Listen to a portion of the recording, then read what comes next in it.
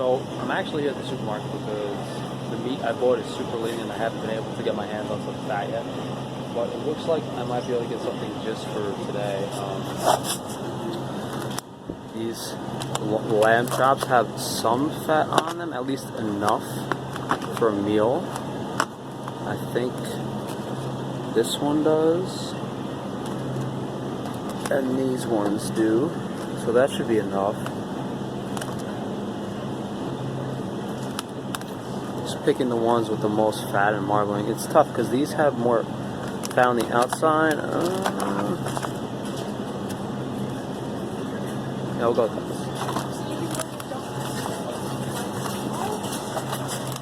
I'm just going to ask this guy if he has any untrimmed stuff in the back. I didn't plan on spending $40 for lamb on one meal, but this probably lasts me 2 days instead. And I was going to get like that kind of lean stuff you guys saw earlier, and then I saw some American stuff that was probably grain fed that I didn't really want, but I was going to get that because it looked fattier. And then he gave me this, which is, it's okay. It's 8,000 pounds. It's not too crazy. I didn't really need 5 pounds of it because I got some, but that's generally what I spend on meat per pound. Generally $6 to $8 per pound, but I get fat for a lot cheaper usually. Usually I pay $1 or $2 or $3 a pound for fat. So what are you gonna do?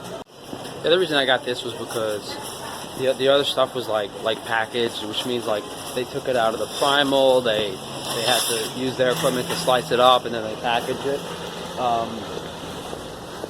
And this one was just in the primal itself. So this is literally how it got shipped right from Australia right to the store. So this is pretty much, it's better to go in the back and spend ask the guy, hey, do you have the primal? What did it come in? And then it's better to spend the money on that because it's fresher. It's they didn't touch it, they didn't cut it up, and you could pick out what primal you want. Like, it's funny, the guy actually came out and said, oh yeah, I have these, but I picked out a nice lean when I was like, oh wait, no, can you actually get me the fattiest one? And he went back and got me the one with more fat on it. So it's interesting how hard it can be to find quality, fatty, grass-fed meat in the supermarket, and it tends to be lamb.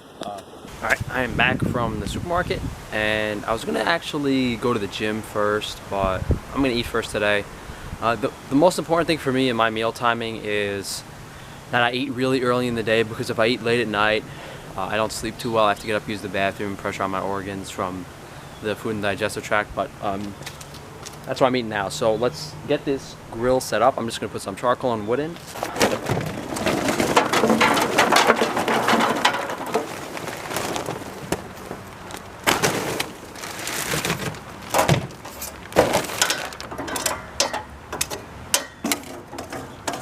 Charcoal for the heat.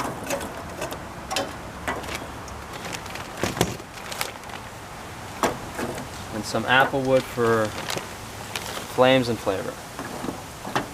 I'm gonna give this like 5-10 minutes and I'll be back out. Alright, so the lamb loin, this is like a porterhouse steak pretty much. This is the porterhouse on both sides of the rib section, and then the fillet, you can see it here better. New York strips on that side, fillet on the other side. These are the tenderloins running up and down. But this is just like one big bone-in piece. And I did let my grill get a little too hot by accident, so I'm gonna kill the gas. And I'm really gonna try to baby this, because I don't want this to burn. So I'm gonna sear this up, guys, and then we'll go inside. When I grill lamb or something that has, or just really just any pure fat in general, I always baby it and make sure I don't burn it, because literally like 5 or 10 seconds directly over the flames will crisp the whole outside black. So this is it. Like, this is just the lamb loin, the short loin, and I just crisped the outside a bit. No salt, no nothing added. And now I'm going to start with the fat. Bear in mind, guys, this is raw on the inside, so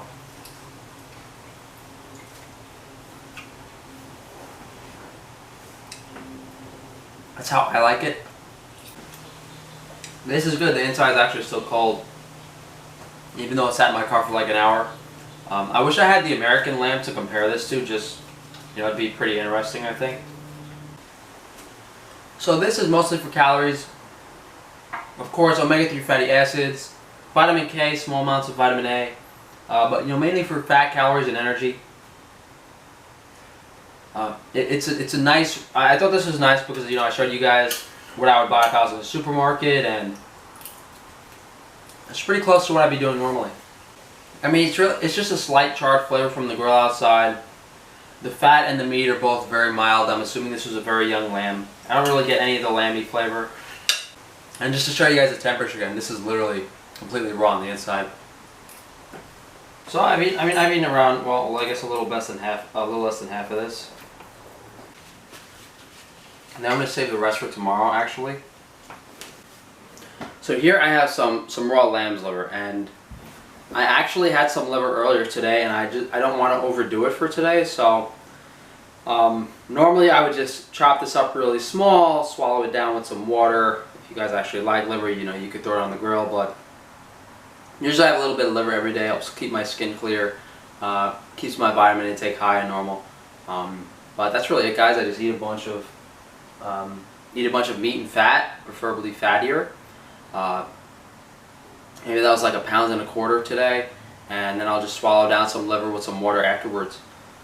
You know, it's simple foods that most people generally have access to, and whether or not you decide to salt your food or eat it completely raw or cook it further, doesn't really matter. You know, it's just that we had an initial food that was decent quality, and if necessary, you know, focus on, like in the case of liver, vitamin A. Maybe you want to have some brain or some egg yolks or some fish for some omega-3s.